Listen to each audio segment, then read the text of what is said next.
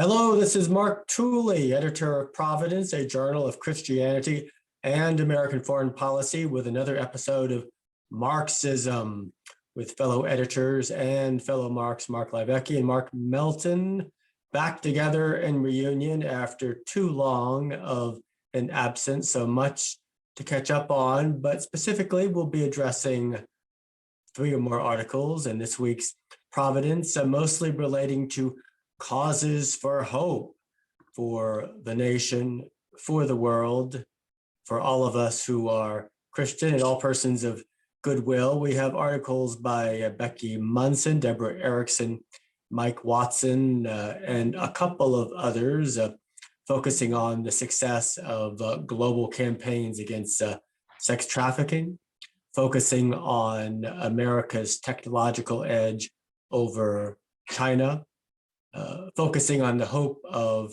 the gospel, of course.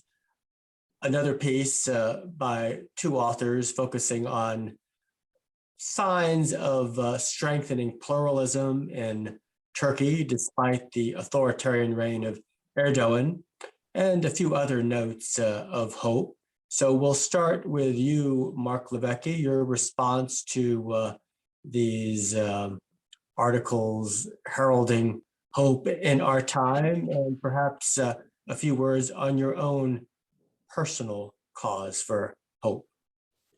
Oh, I knew you were going to ask me about my own cause for hope. I haven't written one yet because I'm still thinking about it, but I'll get to it. Great Advent series, commending or commendations to Mark Melton for putting it together. I think it's a wise thing. One of the characteristics that stands out when you read these things as a cluster is that Christian hope is not wishful thinking. I think Deborah Erickson goes so far as to point that out specifically. Several of the authors have. Christian hope is something that is rooted in both expectation and desire, seems to be the pattern.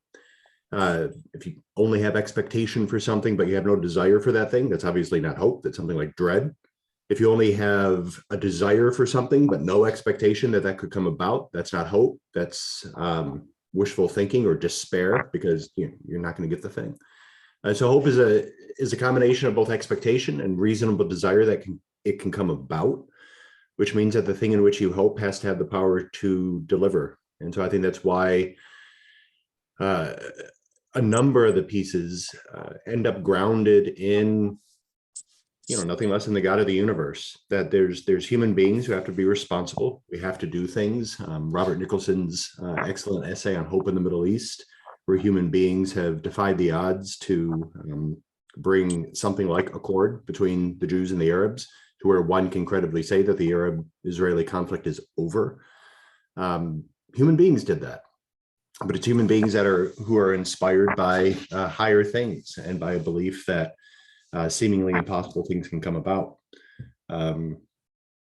You see the same thing in Rebecca Munson's article on sex trafficking, although there, I think, again, you see the Christian realist recognition that even those things that we can hope in are fragile. And the goods that we do as human beings are sometimes immediately thwarted by the stupid thing that we do as human beings. So when she talks about the loss of credibility by U.S. border guards who are indulging in some of the same sexual acts that they're trying to combat under the guise of building cases, or the loss of U.S. credibility because of the debacle of the departure from Afghanistan, things like that. Human beings do an awful lot of good. Human beings do an awful lot of bad things, sometimes unintentionally, but based in cowardice or stupidity. And those things continually undermine those things in which we have hope. So I think what's powerful about the pieces is to read them as a cluster. There's the individual signs of hope, but then the overriding pattern that begins to emerge when you've read a cluster of them. Well, I'm glad you brought up Robert Nicholson's piece about hope in the Middle East, and noting, as you said, remarkably, that the long conflict between Israel and the Arabs seems to have ended, at least for our own time, as they both focus on Iran and also the continued survival of the Christian communities in the Mideast, despite all the challenges they have endured. Mark Melton, your thoughts on hope? Right. So,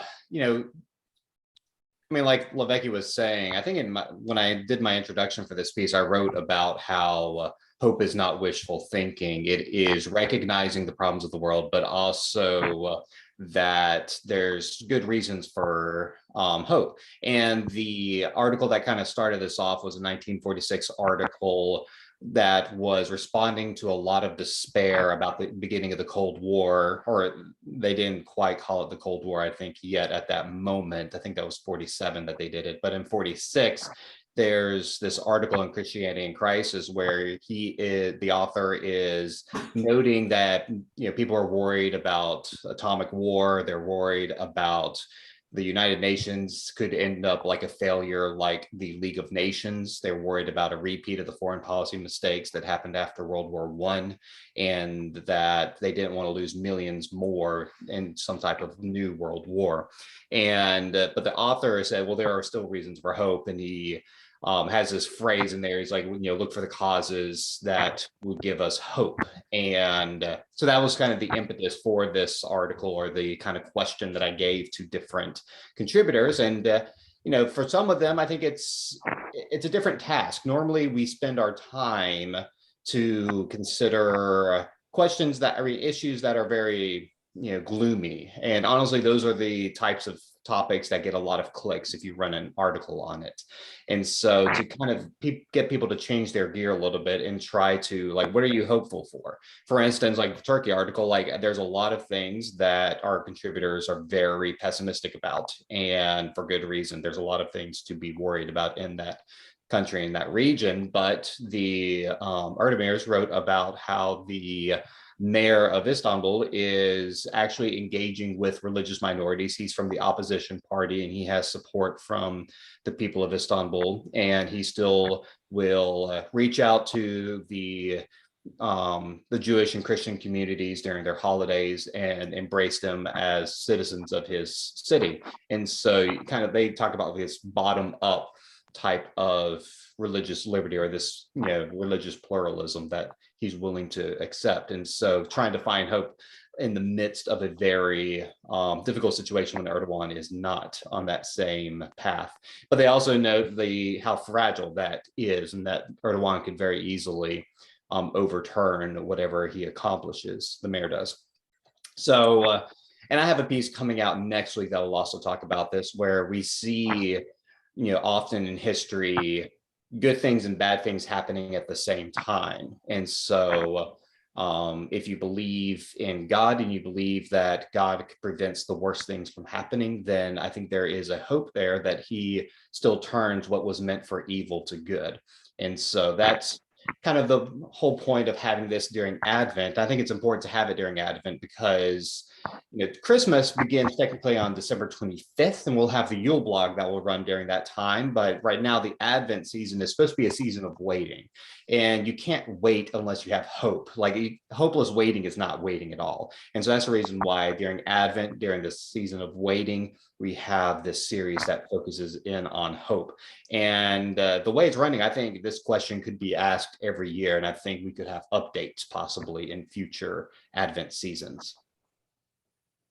We'll also note that Deborah Erickson's piece notes the success of the vaccine, the rapidity with which it was developed, that hundreds of millions are already vaccinated, and hopefully hundreds of millions more will be in 2022. I'll briefly note that I'm posting an article this afternoon in Providence related to hope, but rather on a dismal topic, in that the Washington Post ran an article on a tragic story of a cancer hospital built in Iraq with American dollars to reach cancer patients, underage cancer patients, over $100 million. And yet it spotlights an Iraqi teenage boy who had been receiving treatments there, but was essentially did not have access to needed medicines and treatments, equipment, and personnel because of the extent of the graft and the thievery by those who are in power,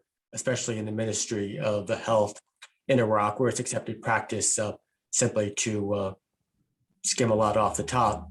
And those who suffer are, of course, those who are most vulnerable. So a horrific story that this poor boy died probably needlessly, because what should have been devoted to his care instead was skimmed off the top by members of the Iraqi government. But I'm going to contrast this culture of corruption so endemic in global South nations, especially when they're dependent on foreign aid, with the culture of most Western nations, where graft to this extent is not tolerated, not because we are intrinsically any better than anybody else, but in large part, I believe, because of the influence of the gospel across centuries and the emerging eventual democratic culture that refused to tolerate this behavior by those who are in power. So look for that piece. But finally, Mark Levesque, could you give us a brief summary of the Christian realist's insight into Christian hope, not delusional,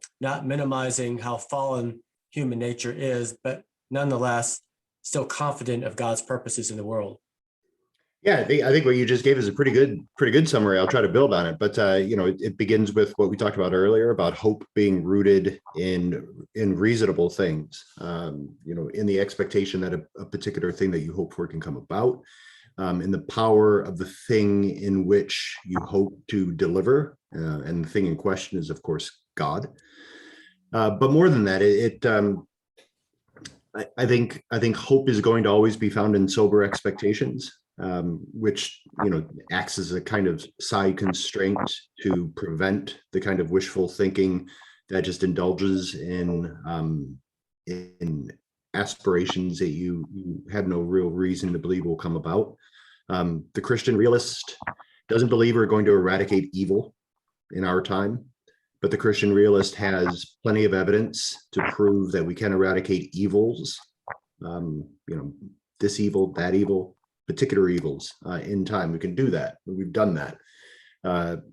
We don't aspire to any sort of world-changing utopian schemes. I think the 20th century has taught us the hell of indulging in world-building utopian ideologies. So our hopes are much more modest. They're much more approximate. We realize that we have a role to play in history, but that history doesn't ultimately depend on us. And we do what we can. We do the good that we're able, and we do no harm. And those are modest expectations. But I think at the end of the day, it's these sort of incremental steps that have any real chance of bringing about the kinds of conditions that you note have benefited the West for 2 millennia.